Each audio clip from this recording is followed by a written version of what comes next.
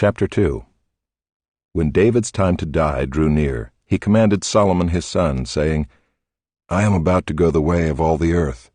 Be strong and show yourself a man, and keep the charge of the Lord your God, walking in his ways and keeping his statutes, his commandments, his rules, and his testimonies, as it is written in the law of Moses, that you may prosper in all that you do and wherever you turn, that the Lord may establish his word that he spoke concerning me, saying, If your sons pay close attention to their way, to walk before me in faithfulness with all their heart and with all their soul, you shall not lack a man on the throne of Israel. Moreover, you also know what Joab the son of Zeruiah did to me, how he dealt with the two commanders of the armies of Israel, Abner the son of Ner, and Amasa the son of Jether, whom he killed, avenging in time of peace for blood that had been shed in war, and putting the blood of war on the belt around his waist and on the sandals on his feet. Act therefore according to your wisdom, but do not let his gray head go down to Sheol in peace. But deal loyally with the sons of Barzillai the Gileadite, and let them be among those who eat at your table, for with such loyalty they met me when I fled from Absalom your brother. And there is also with you Shimei the son of Gera the Benjaminite from Bahurim, who cursed me with a grievous curse on the day when I went to Mahanaim. But when he came down to meet me at the Jordan, I swore to him by the Lord, saying, I will not put you to death with the sword. Now therefore do not hold him guiltless, for you are a wise man. You will know what you ought to do to him, and you shall bring his gray head down with blood to Sheol. Then David slept with his fathers and was buried in the city of David. And the time that David reigned over Israel was 40 years. He reigned 7 years in Hebron and 33 years in Jerusalem. So Solomon sat on the throne of David his father, and his kingdom was firmly established.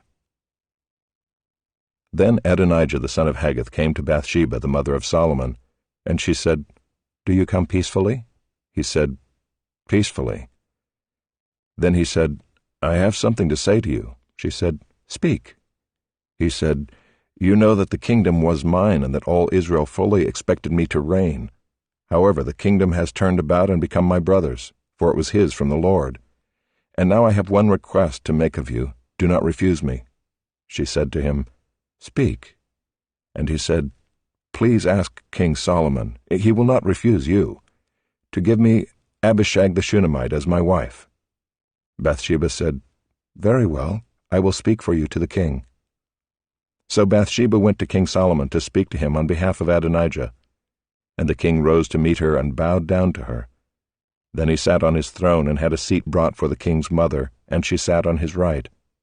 Then she said, I have one small request to make of you. Do not refuse me. And the king said to her, Make your request, my mother, for I will not refuse you. She said, Let Abishag the Shunammite be given to Adonijah your brother as his wife. King Solomon answered his mother, And why do you ask Abishag the Shunammite for Adonijah?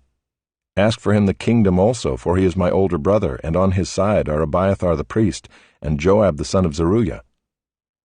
Then King Solomon swore by the Lord, saying, God do so to me and more also, if this word does not cost Adonijah his life.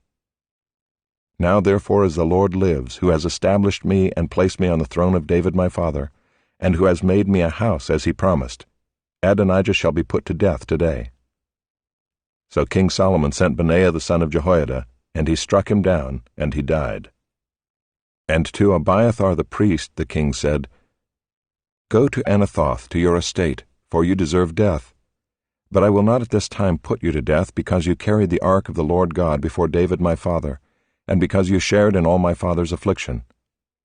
So Solomon expelled Abiathar from being priest to the Lord, thus fulfilling the word of the Lord that he had spoken concerning the house of Eli in Shiloh. When the news came to Joab, for Joab had supported Adonijah, although he had not supported Absalom, Joab fled to the tent of the Lord and caught hold of the horns of the altar. And when it was told King Solomon, Joab has fled to the tent of the Lord, and behold, he is beside the altar, Solomon sent Benaiah the son of Jehoiada, saying, Go, strike him down. So Benaiah came to the tent of the Lord and said to him, The king commands, come out. But he said, No, I will die here. Then Benaiah brought the king word again, saying, Thus said Joab, and thus he answered me. The king replied to him, Do as he has said, strike him down, and bury him, and thus take away from me and from my father's house the guilt for the blood that Joab shed without cause.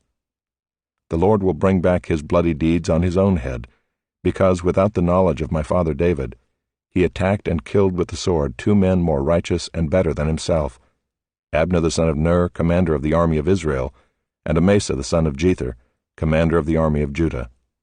So shall their blood come back on the head of Joab and on the head of his descendants forever. But for David and for his descendants, and for his house and for his throne, there shall be peace from the Lord forevermore. Then Benaiah the son of Jehoiada went up and struck him down and put him to death, and he was buried in his own house in the wilderness.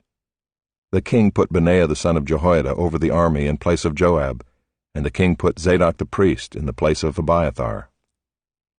Then the king sent and summoned Shimei and said to him, Build yourself a house in Jerusalem and dwell there, and do not go out from there to any place whatever. For on the day you go out and cross the brook Kidron, know for certain that you shall die. Your blood shall be on your own head. And Shimei said to the king, What you say is good. As my lord the king has said, so will your servant do. So Shimei lived in Jerusalem many days. But it happened at the end of 3 years that 2 of Shimei's servants ran away to Achish, son of Maacah, king of Gath. And when it was told Shimei, Behold, your servants are in Gath, Shimei arose and saddled a donkey and went to Gath to Achish to seek his servants. Shimei went and brought his servants from Gath. And when Solomon was told that Shimei had gone from Jerusalem to Gath and returned, the king sent and summoned Shimei and said to him, Did I not make you swear by the Lord, and solemnly warn you, saying, Know for certain that on the day you go out and go to any place whatever you shall die? And you said to me, What you say is good, I will obey. Why then have you not kept your oath to the Lord and the commandment with which I commanded you?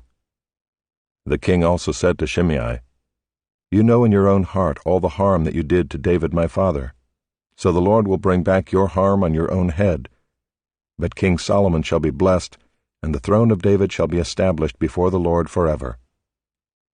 Then the king commanded Benaiah the son of Jehoiada, and he went out and struck him down, and he died.